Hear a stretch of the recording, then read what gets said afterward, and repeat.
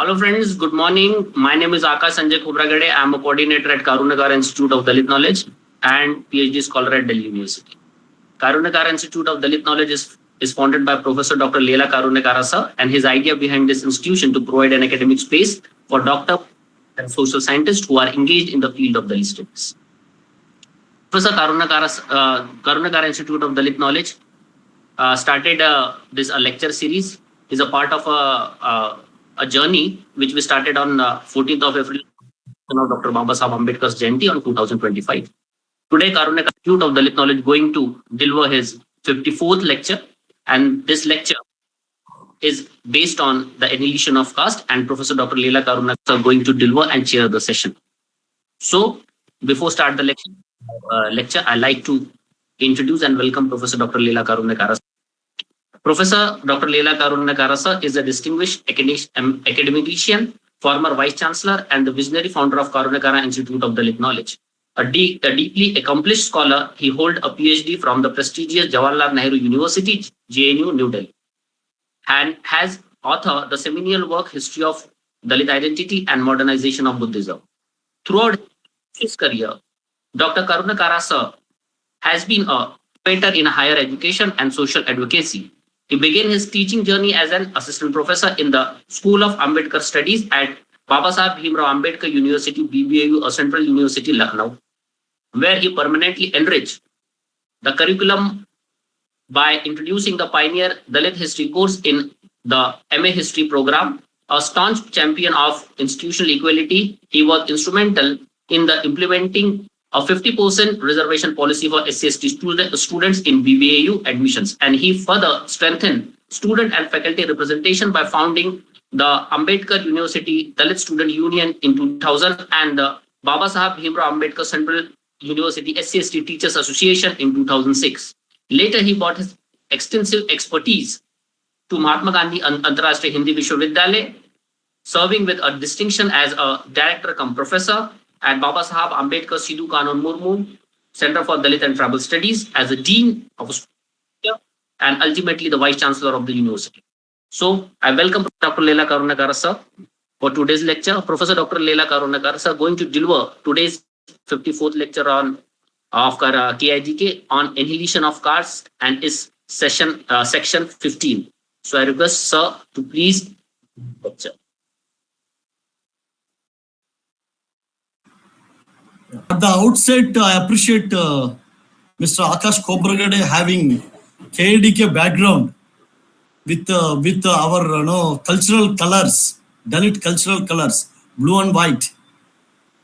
So I appreciate Mr. Akash for inventing this. Thank you, sir. Thank you, sir. Yeah, I'm going to share this with other coordinator too. Yeah, share to other coordinators too. Yeah. So this is a lecture on Ambedkar's text, which is undelivered speech, titled Annihilation of Caste. Dr. Babasaheb Ambedkar, Writings and Speeches, Volume 1, which consists of Ambedkar's undelivered speech, published by Ambedkar himself in 1936. It went to 3 editions. So this Annihilation of Caste consists of about 26 sections. This lecture is on section 15. Though Ambedkar didn't give the title of his section, however, we could observe that Ambedkar touched upon different themes in each section that related to Annihilation of Caste, the broader purpose of the Annihilation of Caste. In the last section, section 14, we talked about Ambedkar's ideal society. Ambedkar was talking, his ideal society was based on 3 important principles, which are liberty, equality, and fraternity. Now, not going to the deep into what exactly he meant by the ideal society, which you could find in the last lecture, that is on section 14 on Ambedkar's ideal society. That's in that last lecture, we also discussed on the basis of Ambedkar's conception of ideal society based on the three principles: liberty, equality, and fraternity. How could we rebuild?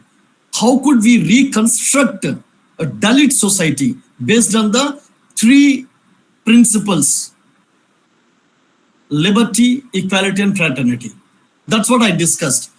And I told Shudras could develop, Shudras needs to reconstruct Shudra society by the Shudra leaders on the basis of liberty, equality, and fraternity. Same is the case with Adivasi.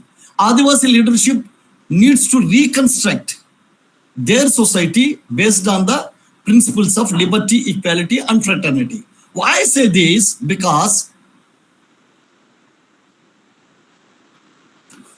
if you want to annihilate the caste, you have to strengthen the alternative social identity, that is an identity of race.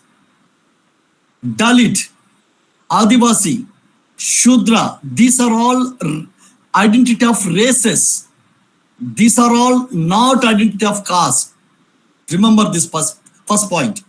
Without acknowledging that Dalit identity is a racial identity, you cannot annihilate caste. Caste is a social identity, race is a racial identity. Race is a social identity.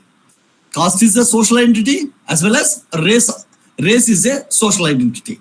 If you want to replace the caste identity, you have to replace with another social identity, that is racial identity. So to replace the caste, we need to adapt racial identity, and we need to reconstruct our whole society with a racial identity based on the principles of liberty, equality, and fraternity. This is the crux of discussion which we had in the section 14 on annihilation of caste. Now section 15, it is about how Arya Samaj is. There is some organization called Arya Samaj. Even before Rashtriya Swayamsevak Sangh was established, Rashtriya Swayamsevak Sangh was active. Rashtriya Swayamsevak Sangh, in short RSS, which was founded in the year 1925. Even before that, there was a strong Hindu organization which is known as Arya Samaj.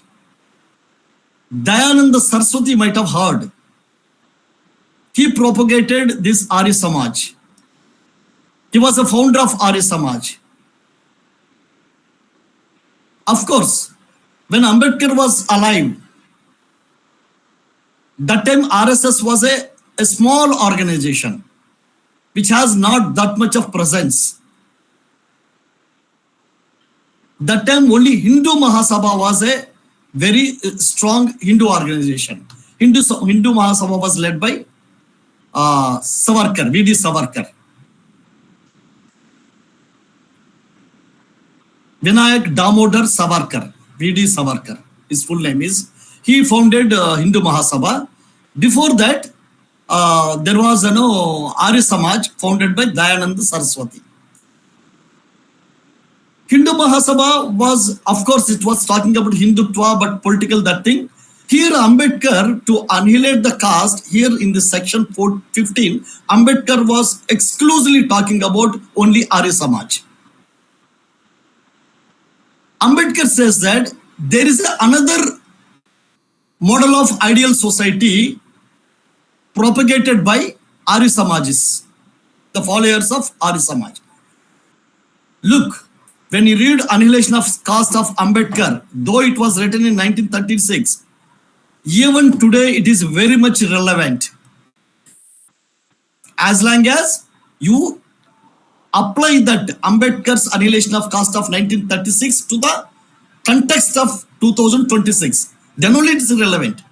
If you read Annihilation of Caste only as a matter of facts of history, written a text written in 1936, then you can't engage it with the present day, the present day challenges.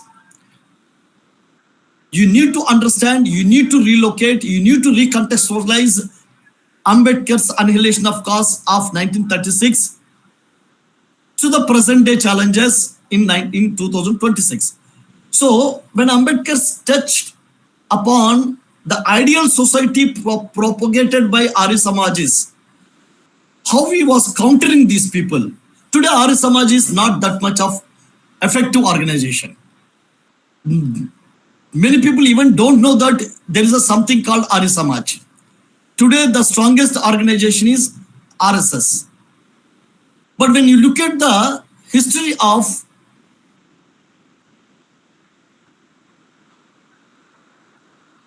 assertion of Aryan image, assertion of Aryan rights, you will find Arya Samajis were the pioneers, front runners in 1936. Then came Hindu Mahasabha of V.D. Savarkar. Then came RSS. All these three organizations, if you observe very clearly, though they all differ peripherally from the Arya Samajis, the core idea of all three organizations is that to uphold the Varna system. Remember this.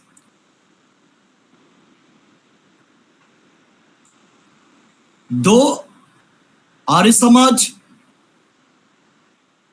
Hindu Mahasabha, Arya Samaj of Dayananda Saraswati, Hindu Mahasabha of V.D. Savarkar, and RSS of Hedgewar and Golwalkar are peripherally different, but the core philosophy is the same, to uphold the Aryan society values. That is, the core fundamental value of the Aryan society is upholding the Varna system. So in the section 15, when Ambedkar counters Arya Samaj's ideal society, that is a society based on Varna system, not the society based on liberty, equality, fraternity, which Ambedkar propounded. How Ambedkar counters this Arya Samaj's argument of ideal Varna system? Arya Samaj says that their understanding of Varna system is not based on the birth. Arya Samaj says that Varna system should be based on worth, guna. Guna means character, worth. This is the basic argument of Arya Samajis. The same argument you can find even among the activists of Hindu Mahasabha. The same argument you find among the activists of RSS. This is the commonality between these three organizations.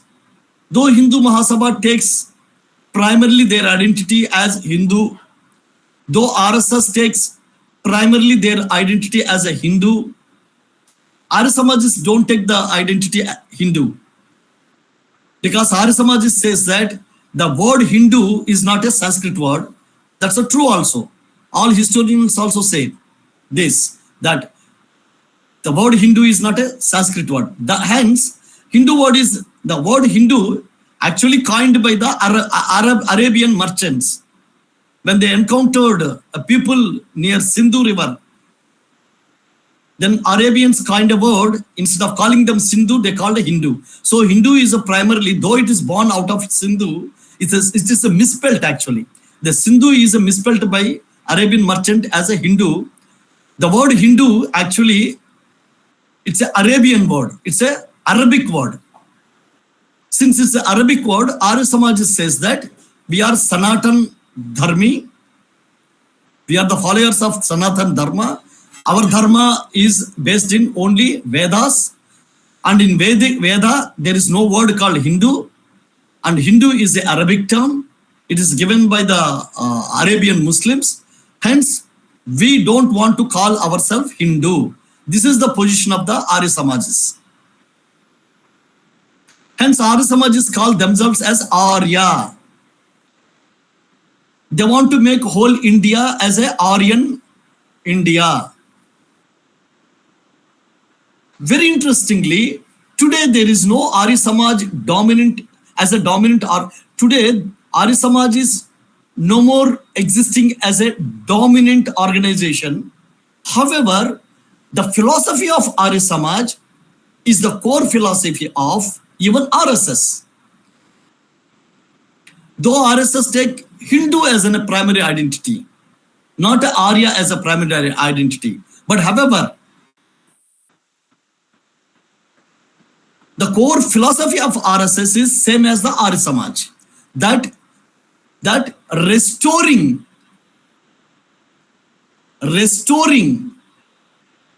Vedic Varna system in India, to convert whole Indian society into Aryan Vedic Varna system. So Ambedkar's encounter to the Arya Samaj's ideal society called Varna Vyavastha is very much relevant today to encounter the argument of RSS, or for that matter, any person, any Aryanist who supports Varna Vyavastha. What Ambedkar's counter argument against the Varna Vyavastha? Even if it is based on the guna, worth, Arya Samaj's propagation that before Arya Samaj argument, Varna was understood as a, if you want to be in any Varna, you have to born in it. If you want to be a Brahmin, you have to born in a Brahmin Varna. Otherwise, you can't become a Brahmin. But Arya Samaj says that no, if you want to become a Brahmin, you don't need to born in a Brahmin society, Brahmin race, Brahmin Varna. But if your guna, if your character, if you are worth enough, like a Brahmin, you can born in a, you can be called as a Brahmin. So Arya Samaj's definition of Varna system is based on character, worth, guna. How Ambedkar encountered this proposition of Arya Samaj is, Ambedkar very clearly says that, see, Ambedkar is writing, let me quote Ambedkar. Under the Chaturvarnya of the Arya Samajis, an individual is to take his place in the Hindu society according to his worth, means Aryan society. For Arya Samajis, whole India is a Arya Samaj.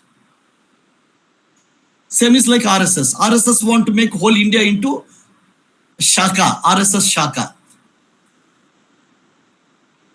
So Arya Samajis also want to make whole India into Arya Samaj. RSS also wants to make whole India into Aryan society, but in the name of RSS Shaka.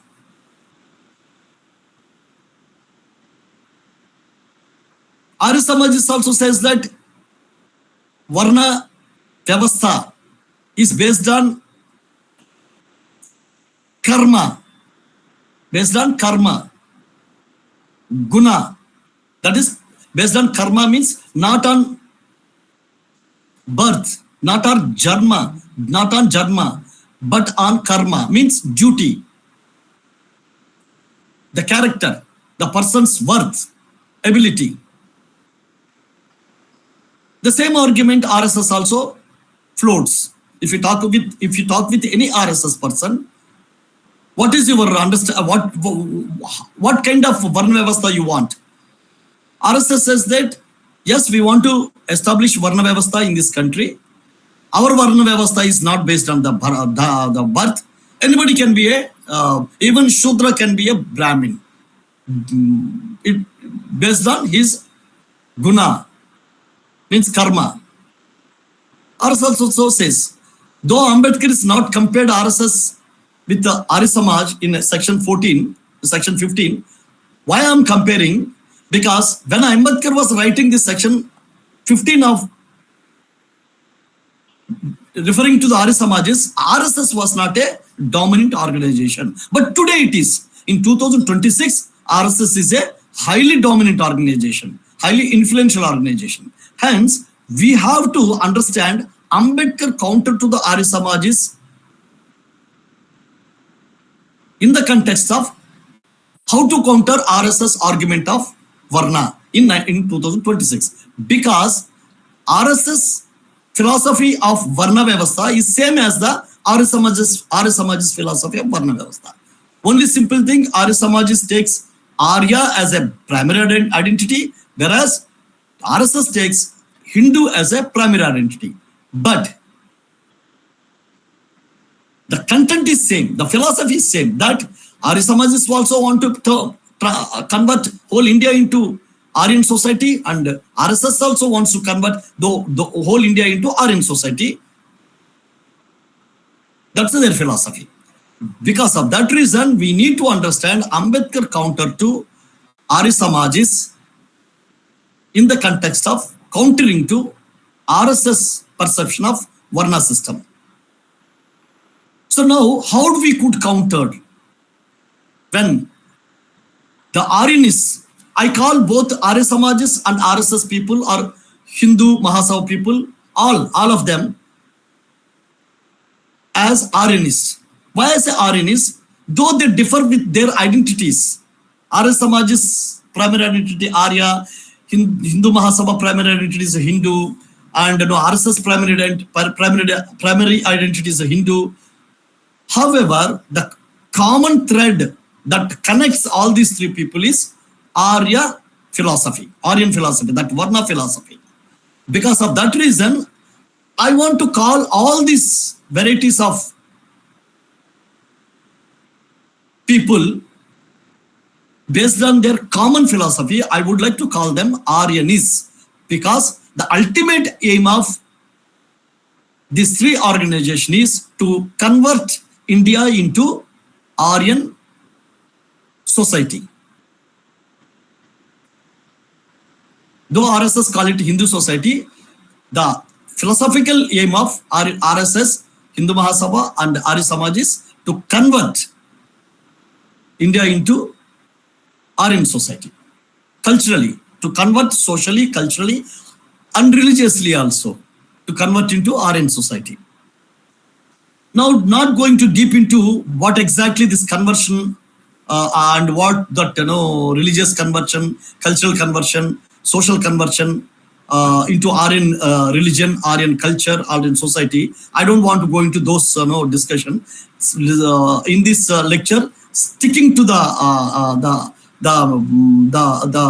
subject which Ambedkar discussed in the section 14, section 15, that about Varna Vyavastha, I would like to explain to all participants here that on what basis and what Ambedkar, what kind of argument Ambedkar put forward to counter the Aryanists who argue that Varna Vyavastha is based on karma, that is guna, worth of an individual, not of birth or janma. Ambedkar argument is that first, the first objection Ambedkar raises to this argument, this Aryanist argument, is that, I'm quoting Ambedkar, I do not understand, Ambedkar says, I do not understand why the Arya Samajas insist upon labeling men as, here men means, is a gender neutral, men means people, humans, all men and women. Quoting Ambedkar, I do not understand why the Arya Samajas insist upon labeling men as Brahmin, Kshatriya, Vaishya and Shudra.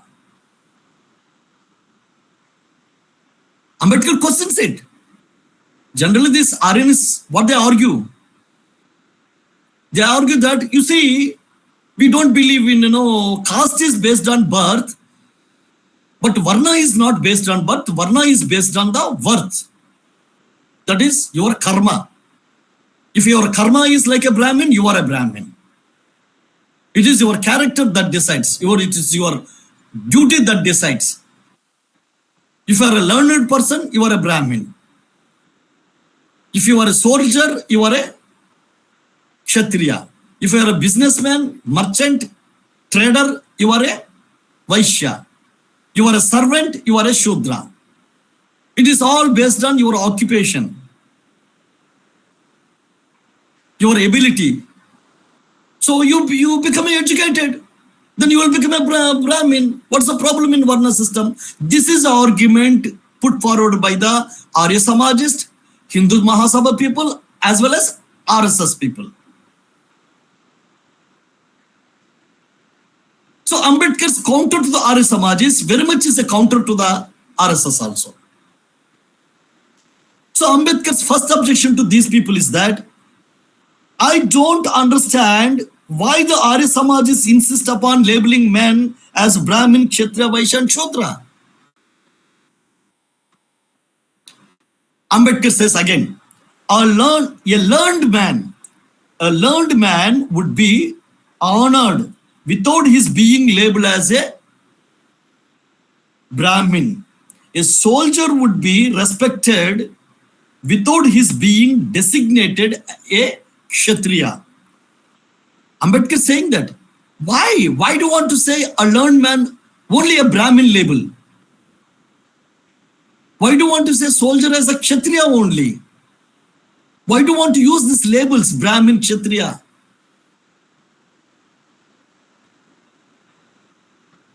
Can't we have a society without having the labels Brahmin, Kshatriya?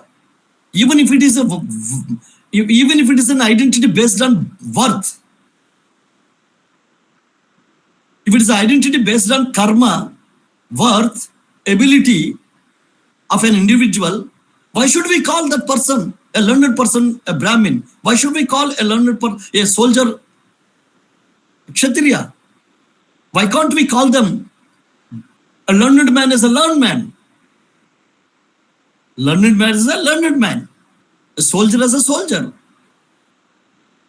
So Ambedkar says that if European society, quoting Ambedkar, if European society honors its soldiers and its servants without giving them permanent labels, this Brahmin, Kshatriya and Vaishya, Shudra, these are all permanent labels.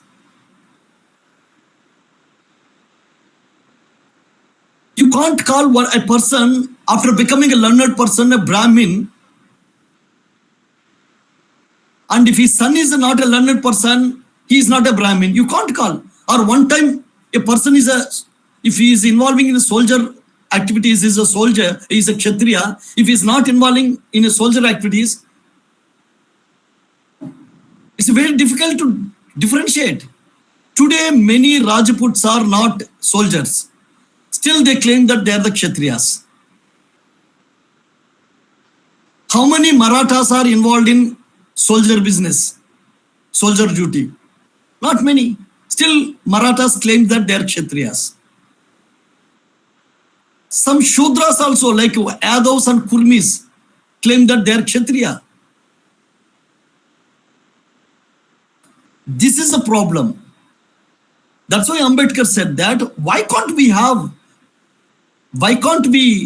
discard the permanent labels? This Brahmin, Kshatriya, Vaishya, these are all permanent labels. But learned man, soldier, servant, businessman, these are all not permanent labels. If you are doing a business, you are a businessman. If you are not doing business, today you are doing business, you are a businessman. Tomorrow you are not doing businessman, you are not a businessman. But if we call him as a Vaishya, he is always Vaishya. If we call a learned man as a Brahmin, there are many Brahmins who are 10th fail, who are illiterate also. Many Brahmins, they are not much educated. Still you call them Brahmin. That's why Ambedkar said that this Brahmin, Kshatriya, Vaishya, Shudra, these are all permanent labels. These permanent labels, why should we call a learned man in India, why should we call him a Brahmin? Let us call him just a learned man as a learned man.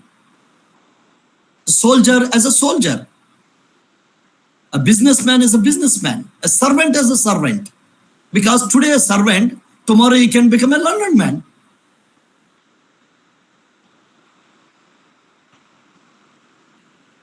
So we should not give a Shudra label. Because Brahminical definition of Shudra is servant.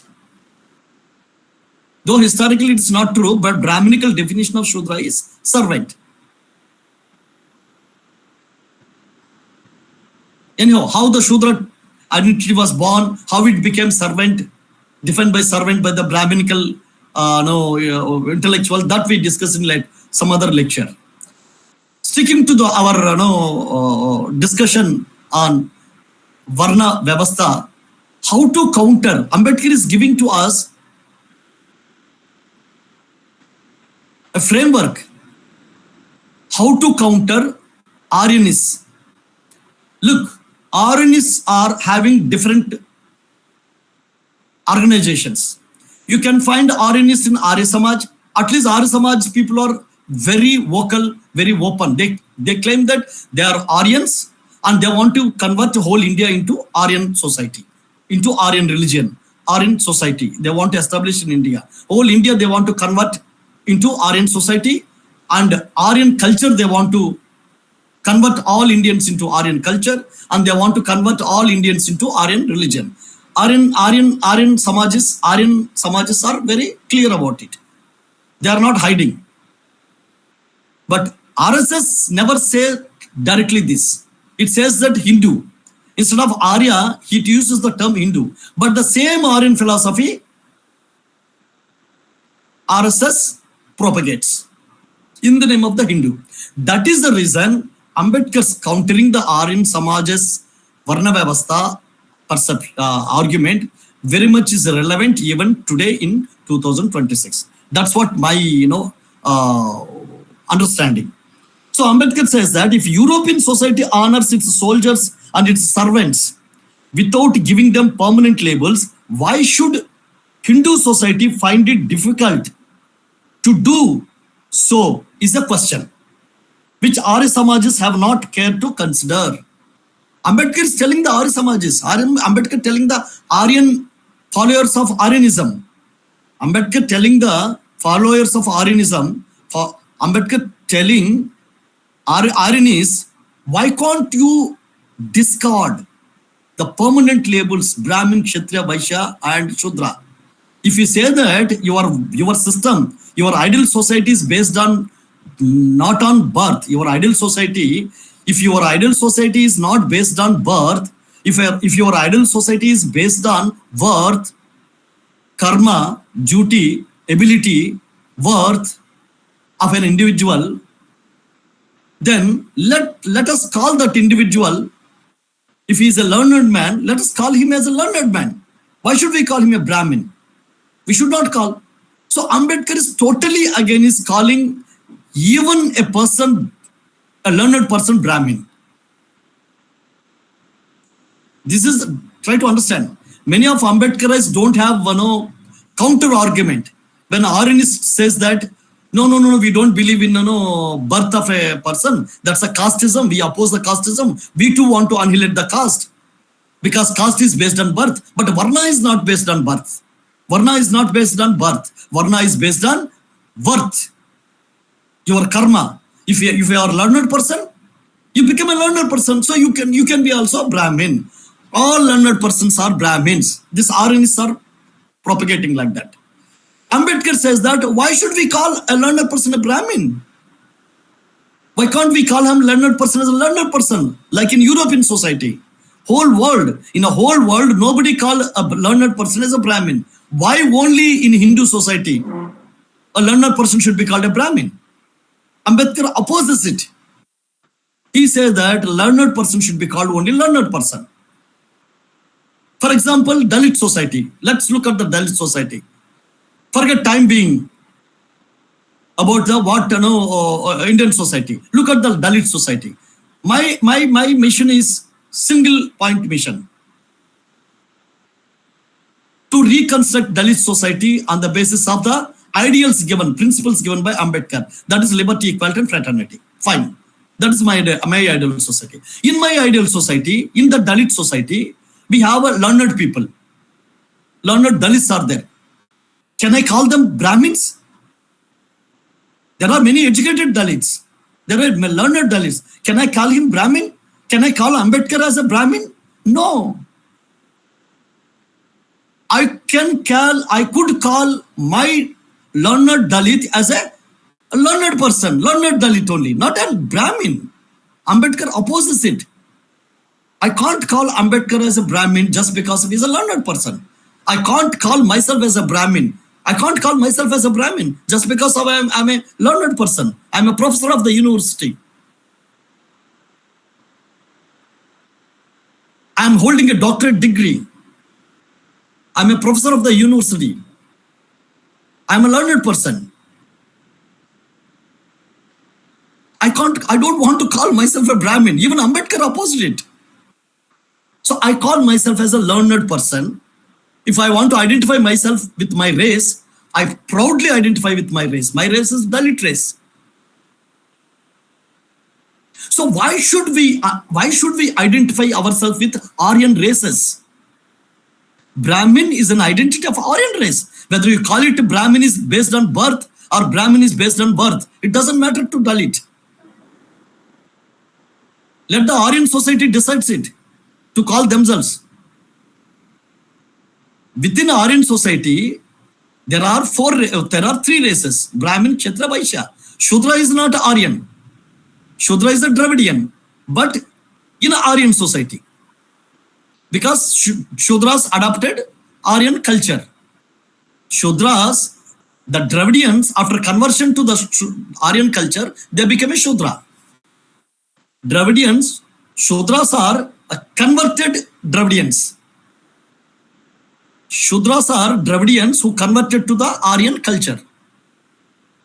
Now, the followers of Aryanism, they want to convert Dalits and Adivasi also into Aryan culture, into Aryan religion, so that we all, Dalits and Adivasi, become Shudra. Try to understand this. Naresh Sahu, he is a North Indian. He is also Dravidian. Ambedkar in his writings, he says that all over India there was one language. That was a Dravidian language. So North Indian Shudras were talking Dravidian language. South Indian Shudras were also talking Dravidian language.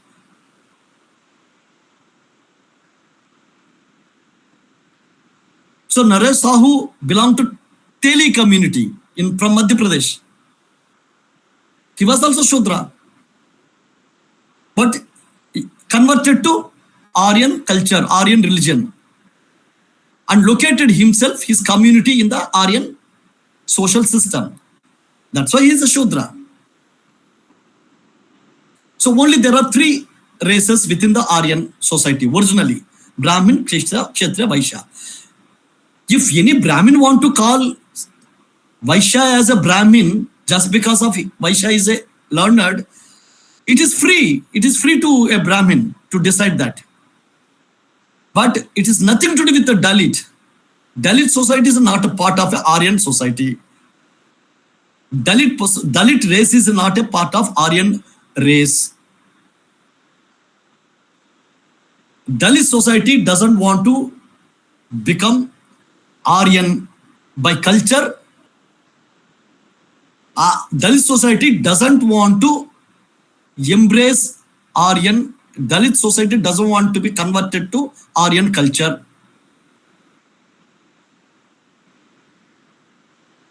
So Dalit society will decide what a learned Dalit should be called. Ambedkar says that learned Dalit should be called a learned person. We call Dalit as a learned person. Try to understand. So this Brahmin Dalit concept is a is a misguided notion. It's a strategy adopted by the strategy propagated by our opponents, and misguided Dalit scholars are adopting it. What is Brahmin Dalit? What do you mean by Brahmin Dalit? Which Ambedkar deadly opposed. That's what I'm talking here. See, Ambedkar is very clear. Again, I want to read it because this is a very important point. I do not understand Ambedkar. I'm quoting Ambedkar. I do not understand why the Arya Samajis insist upon labeling men as a Brahmin, Kshatriya, Vaishya, and Shudra. Or why should we divide a society? Why should we label a society into Brahmin, Kshatriya, Vaishya, Shudra? You mean to say that Dalit educated Dalits are Dalit Brahmins? You mean to say that Dalit soldiers are Kshatriya? You mean to say that Dalit businessmen Vaishya? Or Dalit workers are Dalit servants Kshudra? No. Ambedkar opposed it. Ambedkar deadly opposed it. We don't want to be called ourselves, our people, into that same labels. Yes. Every society all over the world throughout the history are defined by their occupations. No doubt in it. There are learned people in every society throughout the history. They are the soldiers in every society throughout the history. They are the businessmen, traders in every society. No doubt in it. There are servants in every society. No doubt in it. But those are temporary labels, not a permanent labels. There are temporary labels. The day you are not a learned person, you will be no more learned person. You will be not called a learned person. You will not be called a scholar. You will not be called as a intellectual. The day you are not a servant, you become a learned person. So servant can become a learned person. So these are not a permanent labels. These are all temporary labels. But Brahmin, Kshatriya, Vaishya are permanent labels. Not only permanent labels, Ambedkar called it permanent labels. I want to add it. These are all not only permanent labels, they are labels of Aryan society, a broader Aryan society. They are all Aryans, labels of Aryan races, except Shudra. So why should we call ourselves? After doing all this worth business, everything, even today, the followers of Aryanism, they want to convert Dalits and Adivasi into Shudra. They want to call us Shudra. Or many people interested to become Kshatriya. Some people want to become Vaishya. They want to do business. There is a community, backward caste community in Andhra Pradesh and Tamil Nadu, in many parts of South India. They are weavers. Of course, there are many Dalits also involved in weaving, but dominantly there is a community, weaving community. This community, on one point of time in the history, they claimed themselves as because they used to do trading. After producing, they are producers of the clothes, weaving. But after producing the clothes, they need to market it. Since they are involving the trading, marketing the clothes which they produced, they called themselves Vaishya. Shetty. They call themselves Shetty. Shetty is a term referred to the traders. Vaishya. They are the backward caste. Shudra. As a Varna, they are Shudra. As a category, backward caste. Like, scheduled caste is a category and Dalit is a race. We are nothing to do Varna. We are not part of any Varna system.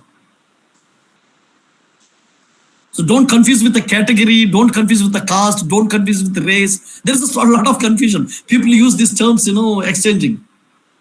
No. Scheduled caste is a category given by the government. Category can be changed anytime.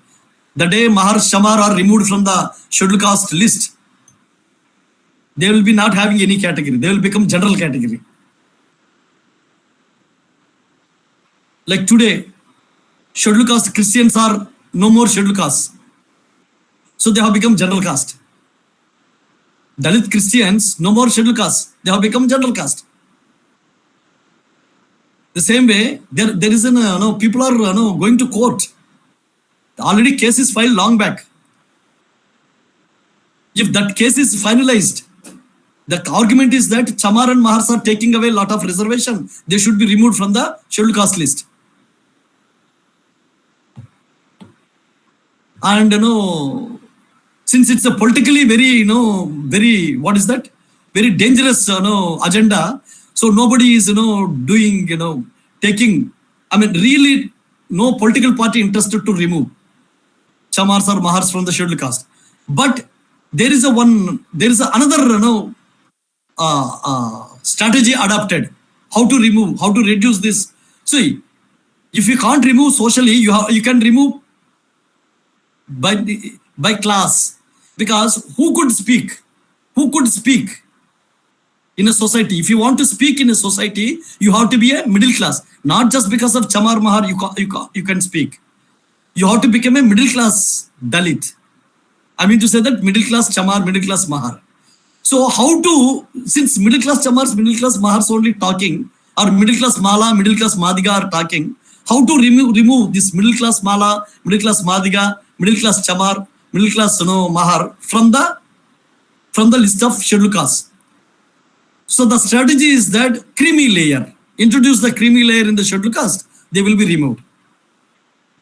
So that also coming. So don't be happy when you think that only scheduled caste Christians are not getting scheduled caste status. We are not scheduled caste Christian. We are scheduled caste Hindus. We are scheduled caste Buddhists. We are nothing to do with them. Don't be happy. Slowly, everybody is thrown out of the status of speaking. Why scheduled caste Christians are thrown out? Because they are highly English educated. They can question.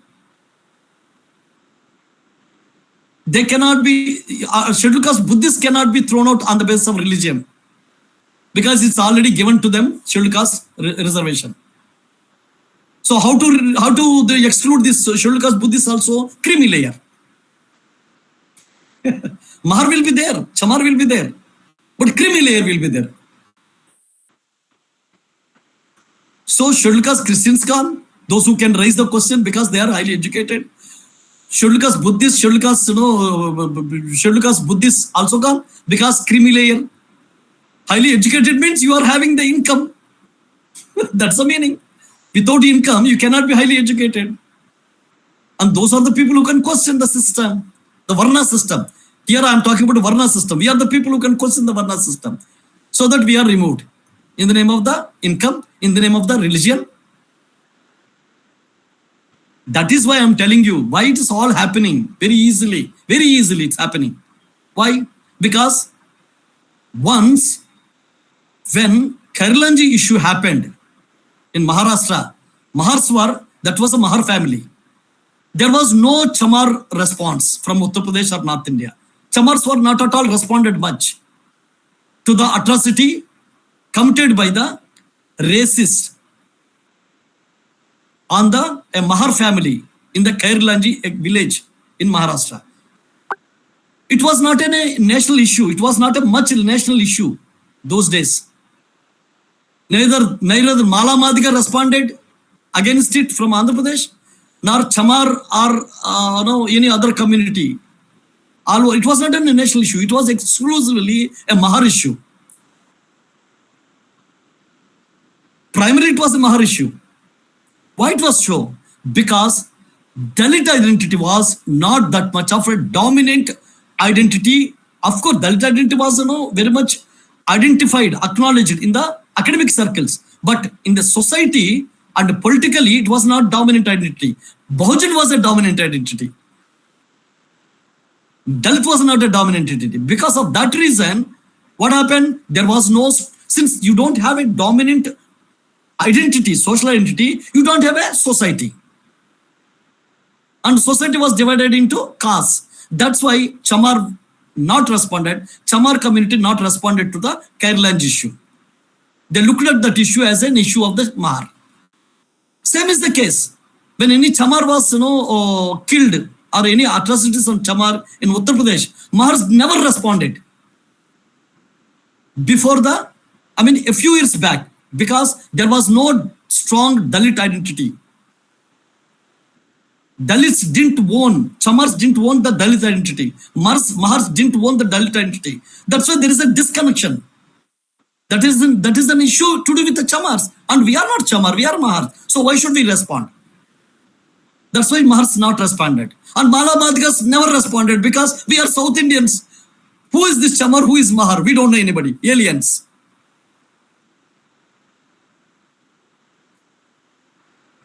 The same thing happening with the Christians also. Dalit Christians. Today Dalit Christians are regarded as they are no more scheduled caste. They are Mala Dalit Christians. Mala Dalits are there. Madhika Dalits are there.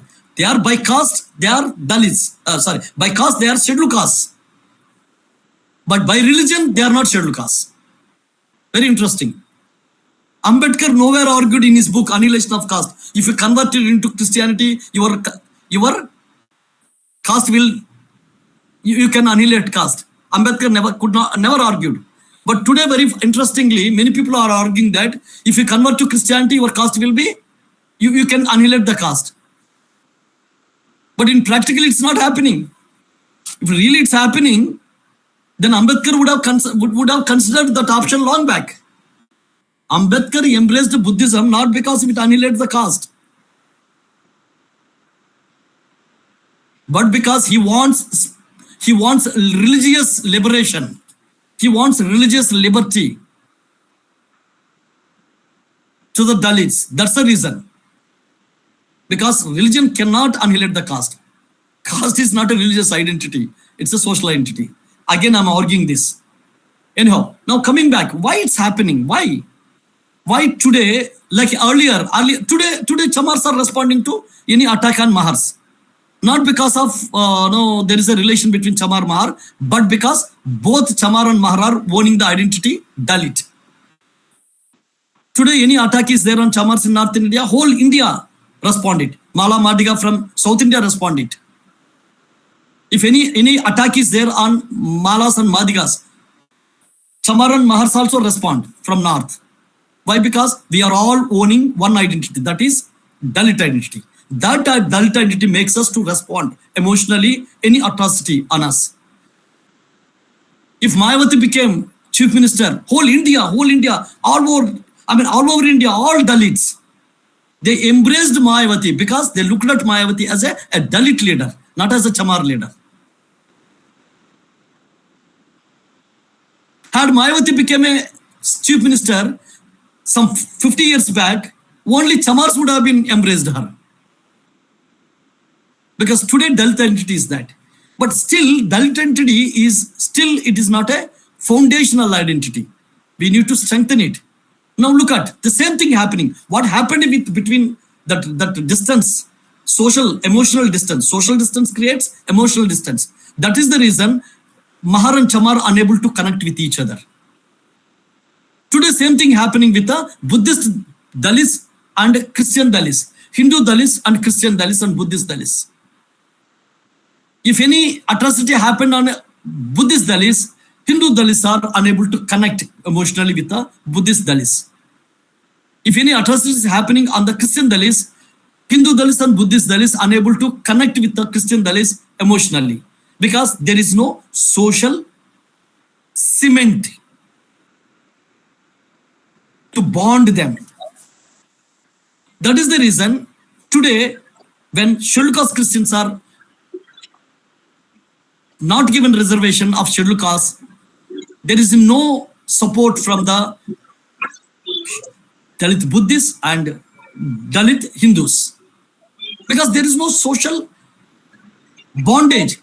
You can have social bondage only when you have emotional bondage. Emotional bondage comes only when you own the identity. Though we call ourselves Dalits, we are looking at the Dalit identity in a negative sense. We call ourselves a Dalit, but we are calling Dalit as a negative sense. We all want to come out of the Dalitness by defining the Dalitness as a lowness. But when you transform this lowness into highness, positivity, Dalit is something proud. Then you argue for a Dalit Hindu can argue for the interests of he can stand for the interests of the Dalit Christians. And Dalit Christian can stand for the interest of the Dalit Hindu. And Dalit Buddhist can stand for the interest of the Dalit Hindus and Dalit Christians. See, let us resolve the religious differences later on. Let us rebuild the Dalit society. So that what happened, with one stroke, you can hit two birds. You can reduce the division of caste, you can reduce the division of religion. Look at the Prakash Ambedkar. Prakash Ambedkar, the grandchild of Baba Saheb Ambedkar, he is standing with the interests of the Dalit Christians. That's what Ambedkar did. Ambedkar himself went and addressed Dalit Christians on a new year. One Mr. Jadhav invited.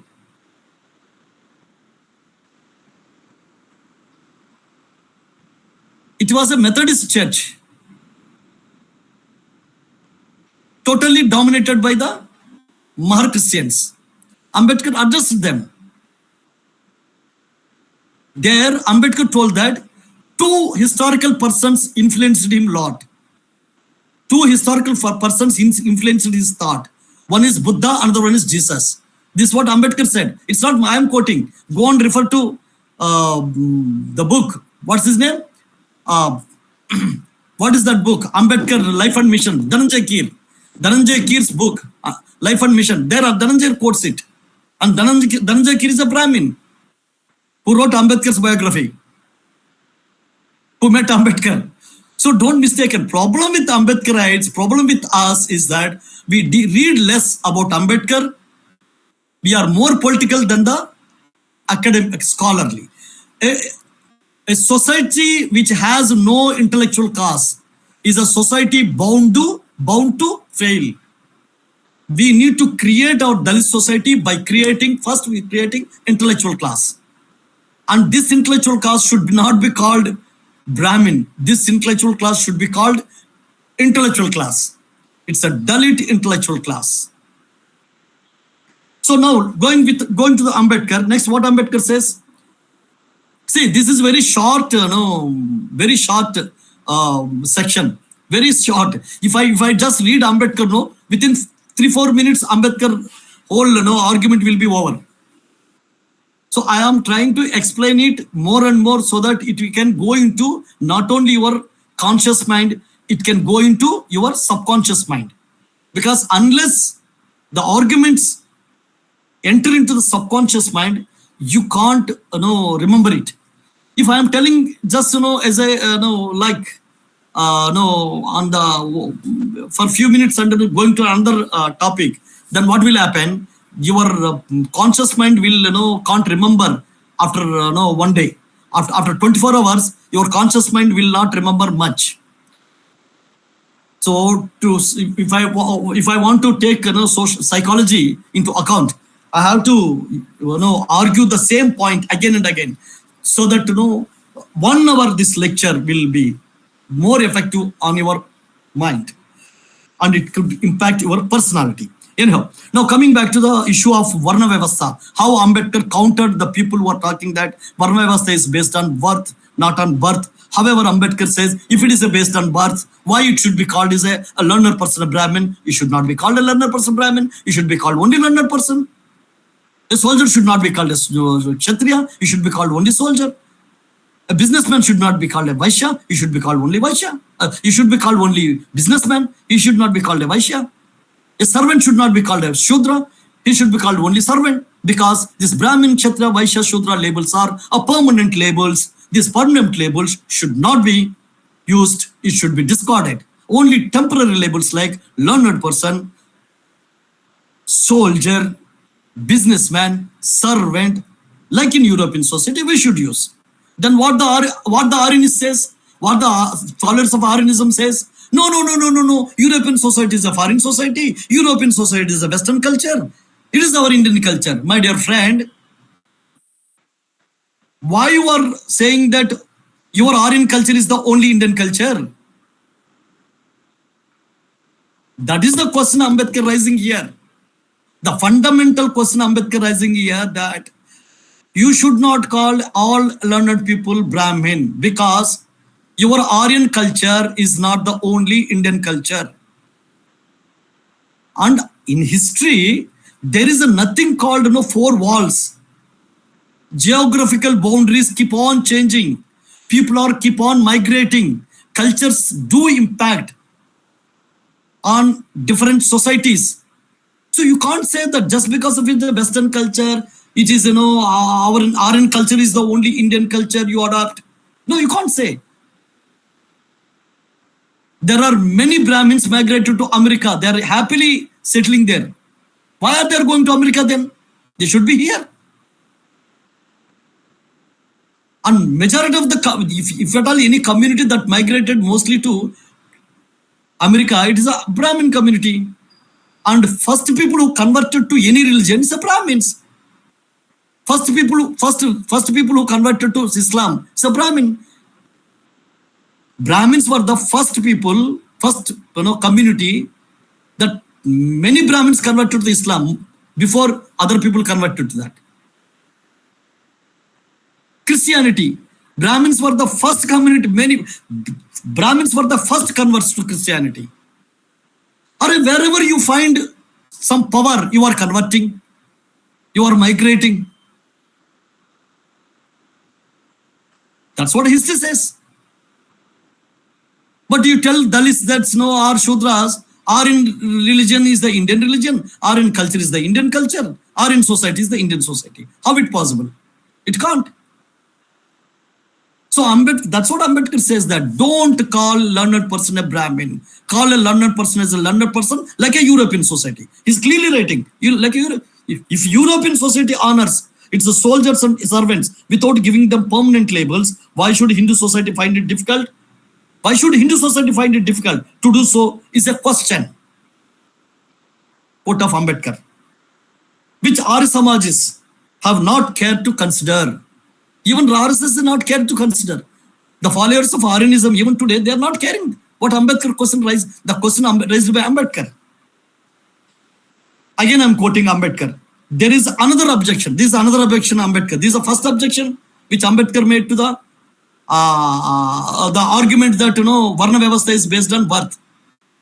Varna Vyavastha is based on karma. Hence, if somebody karma is like a Brahmin, studying, learned, he should be called Brahmin. That Ambedkar said no. That's the first objection. Second objection, Ambedkar says, there is another objection to the continuance of these labels. All reform consists in a change in the notions, sentiment and mental attitudes of the people towards men and things. See, if you want to bring really a reform, notion should be changed. Simply by stating that some facts, you cannot bring a reform. You have to bring a change in the notion. That's what Ambedkar said. Clearly understand. Many Ambedkarites, liberal Dalits want to bring a change in this country. We are all social reformists. But where to bring a change? Ambedkar says that we have to bring a change in the notion. What kind of notion? It is a common experience. I'm quoting Ambedkar. It's a common experience that certain names become associated with certain notions and sentiments. What are those certain names? What are their certain notions? Those names are associated with. Ambedkar says that it is a common experience that certain names become associated with certain notions and sentiments which determine a person's attitude towards men and things. The names, Ambedkar, I'm quoting Ambedkar, the names Brahmin, Kshatriya, Vaishya and Shudra are names which are associated with a definite and fixed notion in the mind of every Hindu. These are the notions, these labels, Brahmin, Kshatriya, Vaishya and Shudra These are the permanent labels associated with fixed notions that a Brahmin is a Brahmin by birth. Even if you give 100 arguments, even if you make forceful argument, even if you propagate throughout India with all your media, with all your books, that a Brahmin is a Brahmin because he's a learned and all learned people are the Brahmins, that is not going to accepted by the masses. Because among the masses, the strong fixed notion is that Brahmin is a Brahmin by birth, whether he is educated or not. If that is the situation, Ambedkar states, that notion is, I'm quoting Ambedkar, that notion is that of a hierarchy based on birth. Brahmin, Kshatriya, Vaishya, Shudra are labels associated with the fixed notions of hierarchy based on birth. When a Brahmin label is associated with a fixed notion of hierarchy based on birth, how could you change? How could you change the notion without without discarding the label? So Ambedkar says, stating that by just stating that Varna means if you are highly educated, you will be called a Brahmin, that's not going to destroy the notion of birth, notion of hierarchy. If you want to destroy the system of hierarchy, by changing you have to destroy the label itself. You have to destroy the label itself. So Ambedkar says that Brahmin label, Brahmin, Kshatriya, Vaishya label, since they are the labels associated with fixed notions of hierarchy based on birth, these labels should be discarded. That's what Ambedkar says. Again, I'm quoting Ambedkar. The Hindu must be, it's going to be completed within 10 minutes. Bear with me, it's going to be completed in 10 minutes, but it's very, very important because even today we find this kind of arguments. If you are not equipped intellectually, the tool to counter the arguments of the followers of Aryanism, you are not a true Ambedkarite. And you cannot you are not a scholar at all. You are not a Dalit scholar. You are not an intellectual. An intellectual needs to have intellectual tools to build his arguments, his perception, his framework, his ideas, even to counter your opponents. So bear with me. Ambedkar giving us the tools to counter the followers of Aryanism. I'm quoting Ambedkar. The Hindu must be to unlearn all this. If you want to really bring a reform in Hindu society, the whole book, this 1936 Annihilation of Caste, is written in the context of bringing the reform in Hindu society, where referring to the Arya Samajas, he says that if you want to bring a reform in Hindu society, let there be no labels of Brahman, Kshatriya, Vaishya, Shudra. I think had Constant Assembly permitted Ambedkar, he would have banned these labels, Brahmin, Kshatriya, Vaishya, usage of these labels, Brahmin, Kshatriya, Vaishya, Shudra, legally in the Constitution of India. I think had the Constant Assembly agreed with Ambedkar, Ambedkar would have allowed Ambedkar would have made a law in the Constitution of India. That law prohibits using the labels Brahmin, Kshatriya, Vaishya and Shudra. Because, no, this is my hypothesis. Why I say? Because Ambedkar is very strongly believing that using the labels like Brahmin, Kshatriya, Vaishya and Shudra, be it is based on birth, be it is based on birth, these labels should be banned, discarded, destroyed, because these labels are associated with fixed notion of hierarchy based on birth among the Hindu masses. If you want to bring reform in the Hindu society, in specifically or Indian society particularly, you should not be called anyone as a Brahmin. You should not be called anyone as a Kshatriya, or you should not be called anyone as Vaishya or Shudra. This is Ambedkar argument. So Ambedkar, I'm quoting Ambedkar, but how can this happen? So how can we discard these labels? How can we destroy these labels? So far we are talking about the annihilation of caste. He is talking about the annihilation of labels, these Varna labels. This is very interesting. We might have read Annihilation of Caste many times, but understanding from this context, I think this is the first step to all of us and to many. Now here Ambedkar is arguing that we need to annihilate annihilating the system. We need to discard these labels, Brahmin, Kshatriya and Vaishya, Shudra. I said why it is so. Because these are the labels associated with a fixed notion based on birth, a fixed notion of hierarchy based on birth among the masses. This is the reason we need to discard these labels. Then only we can bring reform. Then how to do it? I'm quoting Ambedkar, but how can this happen if the old labels, you can't bring a reform by carrying the old labels. How can this happen? How can this reform can happen? If the old labels, what are those old labels? Brahmin, Kshatriya, Vaishya and Shudra. These are the old labels. How can the reform happen? That's the meaning. How can this reform happen if the old labels remain and continue to recall to his mind? To whose mind? Mind of the masses. To his mind, old notions. If old notions are again and again recalled, fixed in the minds of the people, common people, then how can you bring a reform? By continuing with the same old labels, that's Brahmin, Kshatriya, Vaishya and Shudra.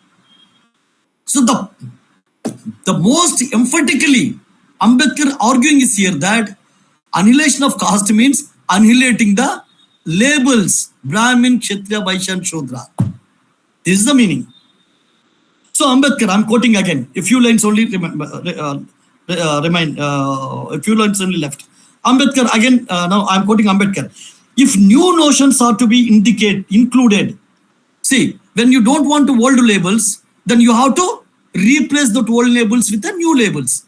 So what should be a new label to your Brahmin, Kshatriya, Vaishya and Shudra labels? What should be a new labels with which we can replace them?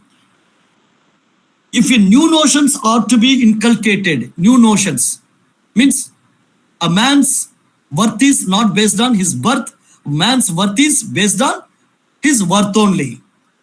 That's the notion. How to construct this new notion? By destroying the old notion that is based on birth. How to construct? If new notions are to be inculcated in the minds of people, it is necessity to give the new names. If you want to say that a man's identity is based on his worth, not based on his birth, then you have to give him a new identity, a new label. You can't call him with the same old label, a Brahmin, Kshatriya and Vaishya or Shudra. You have to give a new label. To continue the old name is to make the reform futile. Futile means you cannot be successful in bringing the reform. You cannot bring a reform. You cannot transform a society. You cannot change the society without destroying the old labels. As long as old labels are employed, those old labels are Brahmin, Kshatriya, Vaishya and Shudra, you cannot bring a reform in the society. In other words, you cannot annihilate the caste. To allow this Chaturvarna, so he is against the Chaturvarna system, Varna system.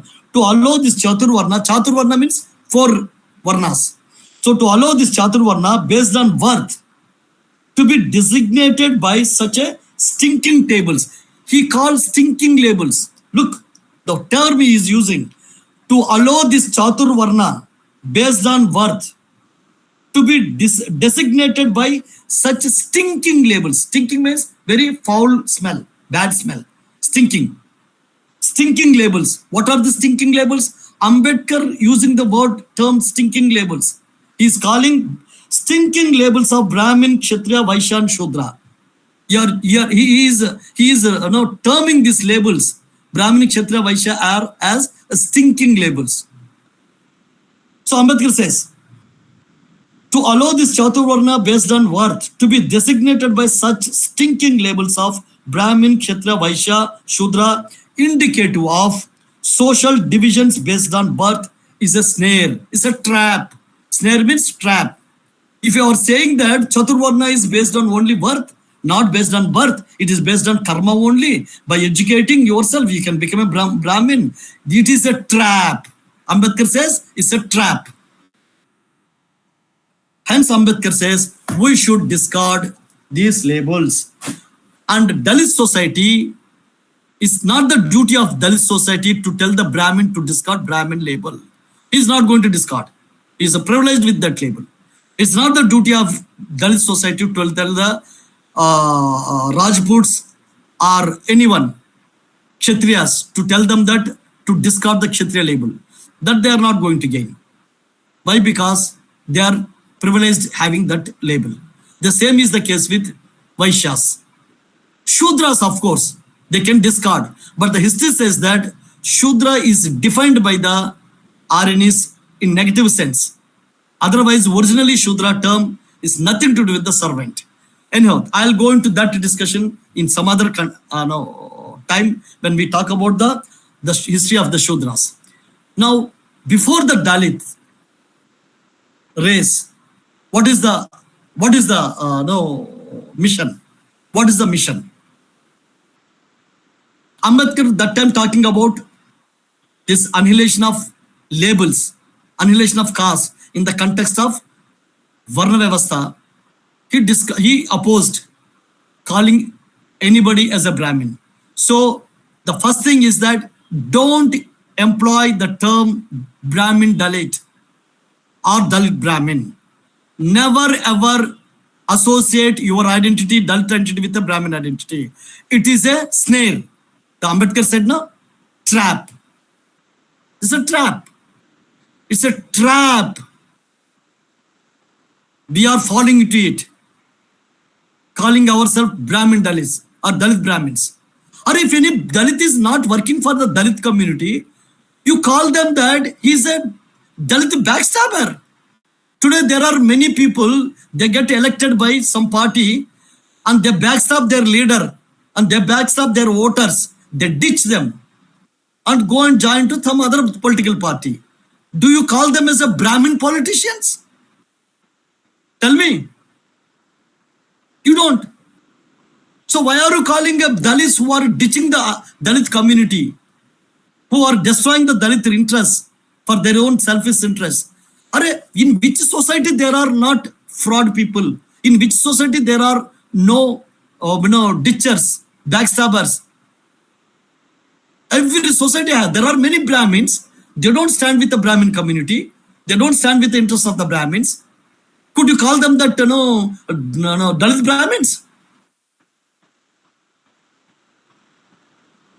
There are many, in every community, there are people, they go against their own community interests. Not only within the Dalits, but by calling Dalits as a Brahmin Dalits, just because of some Dalits are not standing with the Dalit interests, it's a trap. We should not use, we should discard. This one. Second, another trap. Another trap is that the very notion of Dalit is a negative. Like, Brahmins successfully made Shudra, very notion of Shudra as a servant for centuries, right from the ancient history. That's why Shudras don't call themselves Shudra. They call themselves Bahujan. The same is, trap is laid to the Dalits. Who are you to define my identity?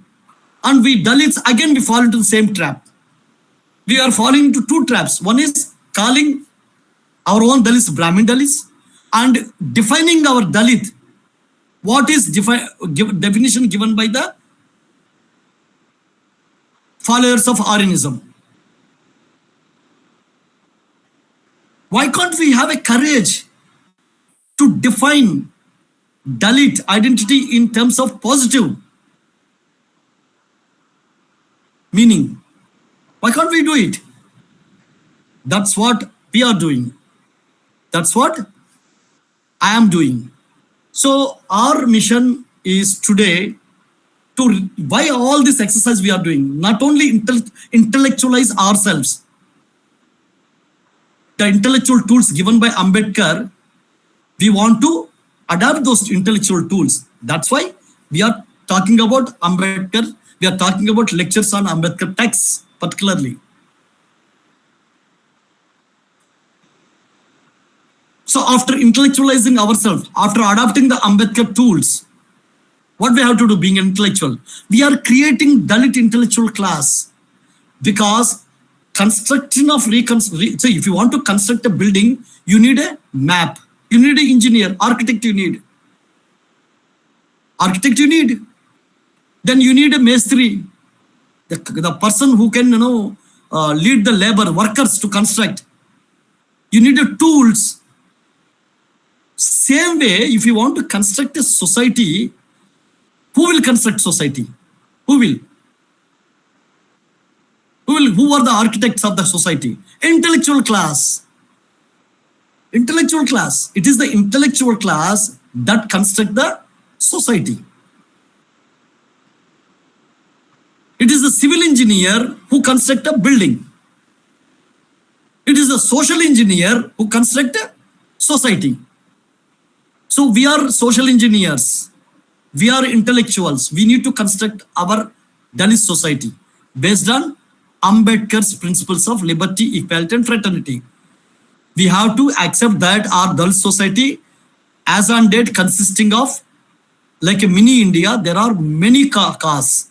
We are divided with the caste. We are divided with religion. We are divided with the languages. We are divided by geography. We belong to different regions. We are divided by the languages. So let us embrace this division let us celebrate this diversity. Unity in diversity. First, let us celebrate. Let us celebrate. Then we can accommodate each other. Respect each other. Doesn't matter. You are a Dalit Christian or a Dalit Buddhist, Dalit Hindu. Doesn't matter. Dalit Sikh, doesn't matter. You are a Dalit. You are a Mahar Dalit, you are a Chamar Dalit, you are Mala Dalit or Madhga Dalit, doesn't matter. You are a Dalit. That should be our primary notion. Then we can discuss with each other which religion we want to propagate. It is up to you, freedom. If you're really thinking that your religion is a good, better, you be with that. Primarily, we should respect each other. Own every Dalit to our Dalit. If any attack is there, any Dalit, it doesn't matter which caste he belongs, it doesn't matter which religion he belongs. Every Dalit is our Dalit. Our fellow Dalits are our Dalits. So this is what the message of this section of Ambedkar's Annihilation of Caste. This is how I understood this section in the context of Dalit society. Shalom, Jai Bhim, Jai Bharat. Thank you very much. Thank you, sir. Thank you, sir, for delivering so wonderful lecture on section 15 and understanding how the identities the Dalit society or a Dalit intellectual should accept, and how it's very important for all of us to propagate the positiveness within the Dalit identity and also discard the identity which is said by Dr. Ambedkar to be discarded. Thank you, sir. Can we go for a question answer session, sir? Actually, I was thinking after completing Annihilation of Caste, we can have. However, 1-2 questions I can take, no problem. Yeah. So, those who want to ask a question, please go ahead. Sir will be happy to respond. So, please go ahead. Those who want to ask a question. See, I have a plenty of time to give to any intellectual interactions. You people decide.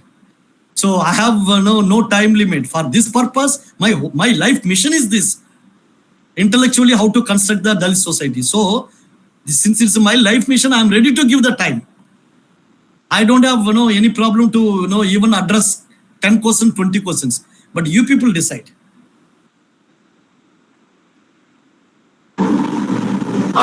So might be, I think no one is there, but one question is comes in my mind. So I like to ask the question. So, sir, as you said that Dr. Ambedkar also said that to discard the identity, and it's not our duty to discard the identity of Brahman, Kshatriya, Vaishya. No. That Ambedkar didn't say. I am saying. Okay. Ambedkar simply said that a Brahmin identity should not be used. Okay. But I say that it is not the duty of the Dalits to tell the Brahmin to discard the Brahmin identity. It is the duty of the Brahmin to reform Brahmin society. So I added. Ambedkar says that Brahmin identity should not be there in the society. Not only Brahmin identity, all those labels, Brahmin, Kshatriya, Vaishya, Shudra, these labels should not be used. That's what Ambedkar said. But who will do that work? Who will do? Which intellectual class do? In present day, Ambedkar was talking 1936. Ambedkar was asking all Hindus to fight against, to not to use these labels. But present day, I say that it's a Dalit's duty is not to tell we can tell the Brahmin, but it is not our duty to go to the Dalit Brahmin society and work for them. No. Let us build our own society. That is why what? Yeah, you can say. So basically, my question is that, so if we are not in academics, basically when we need to refer the community, so we usually use the terms which should not be in the society according to Ambedkar. So what kind of a replacement we can use as a Dalit scholar? See, Ambedkar was trying to replace these four labels with the Brahmin. He says that why can't we use the learned word to everyone? Why we should be called Brahmin? If you want to say that learned man is a Brahmin, don't call a Brahmin. Any learned man. A Dalit learned man is a Dalit. Why do you want to call a Dalit learned man as a Brahmin? A Brahmin learned man also, why should a Brahmin learned man should be called a Brahmin? He should be called a learned man only. The same as the European society. That's what Baba Saheb Ambedkar's argument. So Ambedkar urging everyone that if you want to build a Varna system, let there be learned Varna, soldier Varna, business Varna, servant Varna. Don't call them that these Brahmin Kshatriya Vaishya labels, because of the reason these labels are associated with the notion of hierarchy based on worth among the masses. This is the primary argument of Ambedkar. Now your question is that, now sir, if you want to employ, if we don't employ these labels, how can we do the our intellectual arguments? You are right. That was to build the ideal society. Ambedkar was arguing in that. Now our primary intention here is that not to bring a change in the Hindu society. When Ambedkar said this, he want to bring a change in the reform in the Hindu society. If you read Ambedkar's Annihilation of Caste was an address supposed to be delivered to reform Hindu society. Ambedkar himself not remained as a Hindu. Now Ambedkar was not a Hindu. In 1956, Ambedkar left Hinduism. So reformation of Hindu society is not our duty. That is my argument. That's why I'm saying that annihilation of caste should be recontextualized in the present circumstances. If you are understanding annihilation of caste in 1936 context, that is a reformation of Hindu society. My question is that Ambedkar wrote that when Ambedkar claimed to be a Hindu, but Ambedkar converted to Buddhism in 1956. So Ambedkar left Hinduism and Ambedkar converted to Buddhism. So after 1956, Ambedkar is no more Hindu. When Ambedkar is not a Hindu, when Ambedkarites are not a Hindu, that's the meaning, no? And Dalit, and Ambedkar says that all Dalits should leave Hinduism and embrace whatever religion they want. But he wants to embrace Buddhism. If anybody wants to follow him, let them come to the Buddhism. But Buddhism is a tough religion, very difficult to follow. That's why Ambedkar says that if you want to follow any other religion, you follow. But change your religion. Don't be a Hindu. This is an Ambedkar statement, not mine. Don't mistake me. I'm propagating conversions here. I'm not propagating conversions. I'm only explaining because such a difficult situation we are today. So it is Ambedkar words.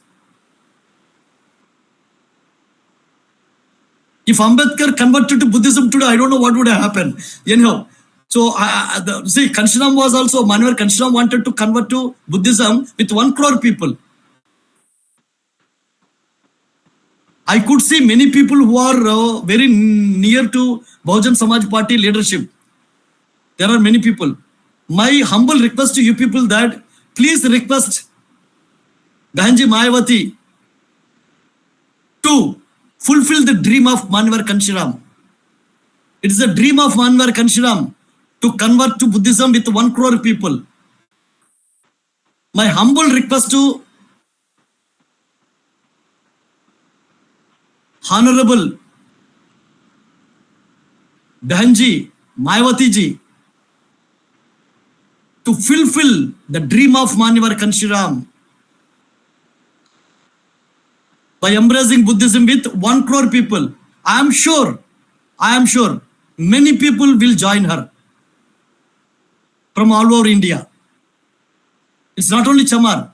When Ambedkar embraced Buddhism, mostly there were many people came from Chennai also. Many people came from South India also to embrace Buddhism along with Ambedkar. But majority people were Mahars in Nagpur. That time we were not having the media. There was no social media, no communication. But today, if really Bahanji Mayawati embrace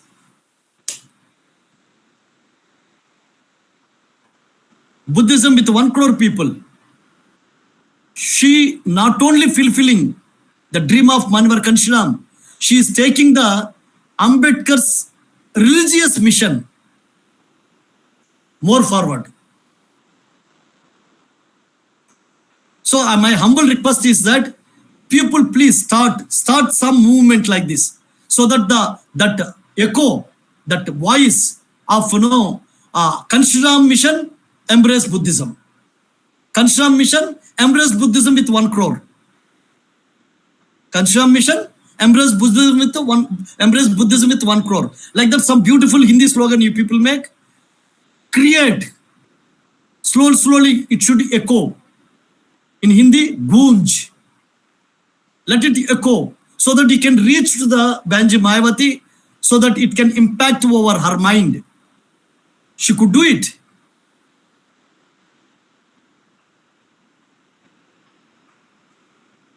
And I'm sure that will bring a cultural revolution like anything. And after that, Dalit politics would be more formidable and strong. Because any politics have to have a cultural base.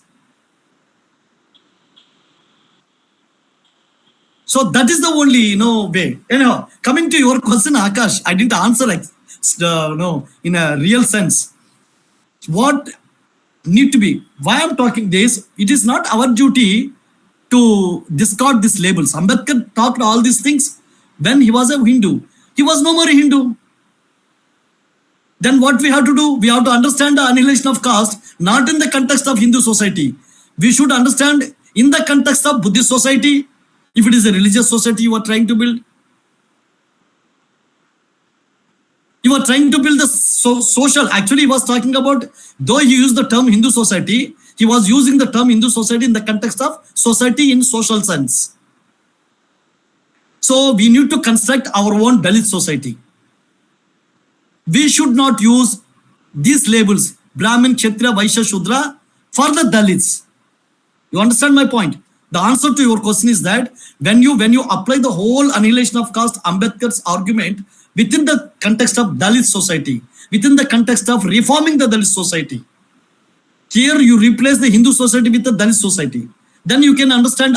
That's what I'm trying to do. All my lectures, what I'm trying to do. My methodology is simple. My methodology is simple to understand annihilation of caste of Ambedkar. He wrote that annihilation of caste Ambedkar in the context of Hindu society. He wanted to bring a reform Hindu society? My argument is that since Ambedkar is no more a Hindu, he left Hinduism, he converted to Buddhism. Now religion cannot replace the social identity. Hence, my mission is that to build a society, Dalit society. Within that, there are many religions, many castes. So I want to apply Ambedkar ideas of annihilation of caste in the Dalit society. If you apply Ambedkar's annihilation of caste in the Dalit society, then you are applying the section 15, his ideas on Varna Vyavastha in the context of Dalit society. Here, how to apply the idea of Ambedkar to discard the Brahmin, Kshatriya, Vaishya, Shudra labels. So how do you apply?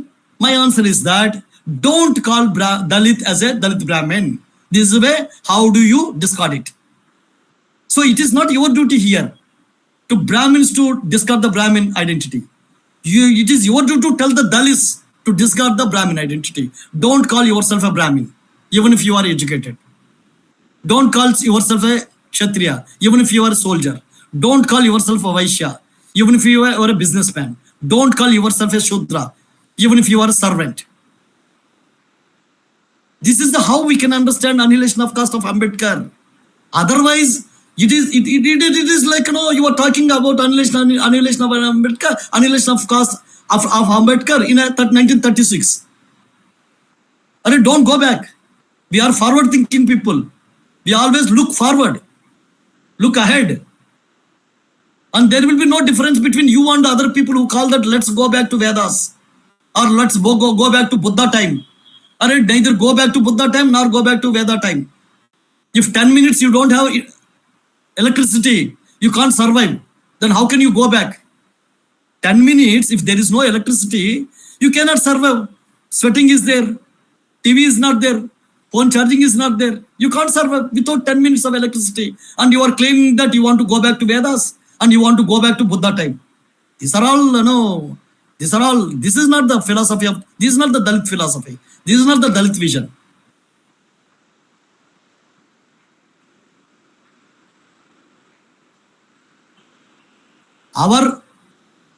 Irrespective of best things happened in the past, this is the more better thing than the past. This is the history. Even if we have a Ashoka in history, today we are having better life than what people had in Ashoka. Try to understand. So even if you find the best things, in history in the past, don't go back, because we are having a better life than the past. Simple example, electricity. Simple example is electricity. I'm not talking about the social. Simple material thing I'll talk. Electricity. Fine. So Akash, here the question is not to discard totally the Brahmin label. Understand Ambedkar not in 1936. Understand Ambedkar 2026. So in that context, how I am applying that Ambedkar ideas here, discard Brahmin label in the context of Dalit. That's the meaning here, right? Yeah. Thank you, sir. Thank you, sir. You have a question and answer so that you can enrich more intellectually. Yes, sir. Anyone else who want to ask a question? See, encourage the intellectual culture among the Dalits. Dalits are ready to spend 1,000 rupees to go to film. 3 hours, 4 hours they spend. 3 hours, they waste their 3 hours. They spend 1,000 rupees and go to the film in the theater. I don't say that you should not go. You go there, spend 1,000 rupees in the theater, watch a film. But you need to have an intellectual culture. We are really misguided. We have become more activists than the intellectuals. Society, oxygen comes from the intellectuals. You don't have intellectuals. You are only activists. And activists don't know what to do. Who will get the activists? And you people, after meeting is over, oh, happy, meeting is over. Tata, bye-bye. Then let's do the activism.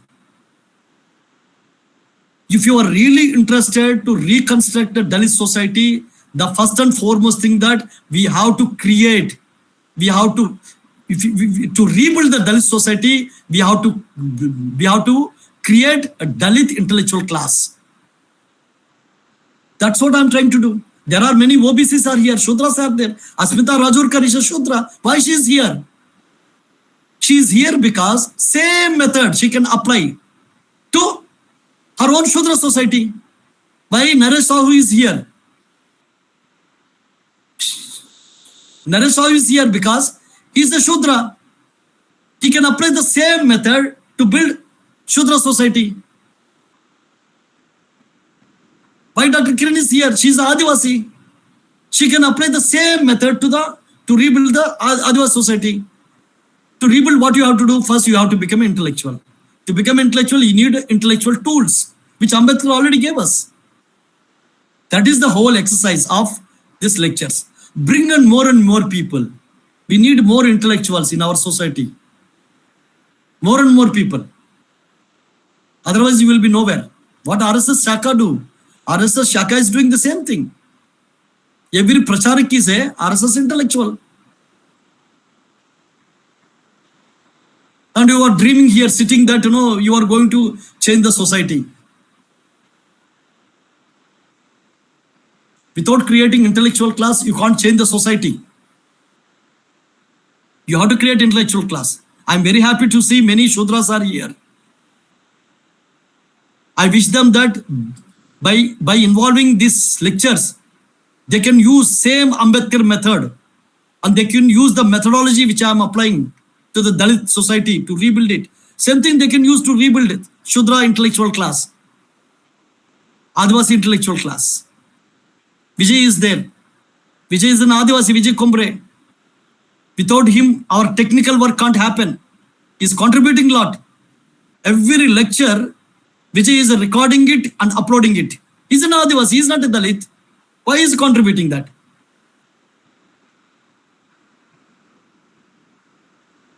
This is how we can rebuild the whole Indian society.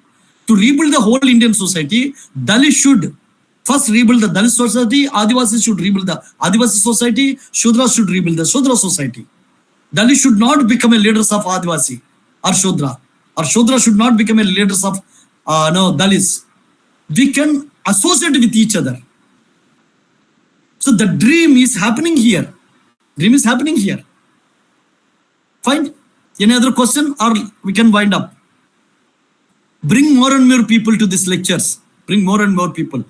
Just, we are having, see, intellectualism is the more you give to others, the more you become strong. By joining 4 or 5 people, see, I know it's not so easy to bring a people. I know it's not your mistake. You are working very hard. I know that you are working tirelessly to bring the people and people are not coming. That's what, yeah. Best things never happen so easily. What are you thinking? Best things not so attractive. Yeah. Tell me anything. Over. No, sir. Yeah. So Next. Just a note to everyone who is present here. I just send a message, a link of our Dalit Knowledge YouTube channel. So I request those who not till yet subscribe it, please follow the link and subscribe the channel. So, and you also, that link was of a previous lecture. So those who not listen the previous lecture, please go ahead and check it. And also, please, I request you to share it and also subscribe it. It will be helpful us to reach to most of the people. Okay. So I request you to those who till not subscribe it and also share it. Thank you. So now I request Shashikant Sambodhi to please give an official vote of thanks for today's lecture. Thank you. Now, with the permission of the chair, on behalf of the Karunyakara Institute of Dalit Knowledge, it is my immense pleasure to extend a heartfelt vote of thanks for this session. First and foremost, our deepest gratitude and warm regards go to Professor Lella Karunyakara sir, a respected Dalit historian and a profound Ambedkar thinker. We are truly grateful to him for kindly chairing this session and delivering such a wonderful and thought-provoking lecture as the key speaker on the topic Annihilation of Caste, Section 15.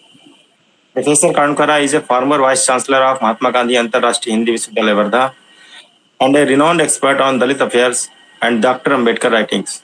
His insights today have greatly enriched all of us.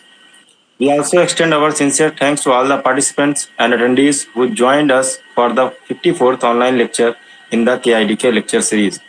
A special word of appreciation to our dedicated coordinators, Dr. Sukeshni, Dr. Darshana, Dr. Smita, Mr. Akash, Mr. Shreyat, and Mr. Vijay for their tireless efforts and unwavering support in making the session a grand success.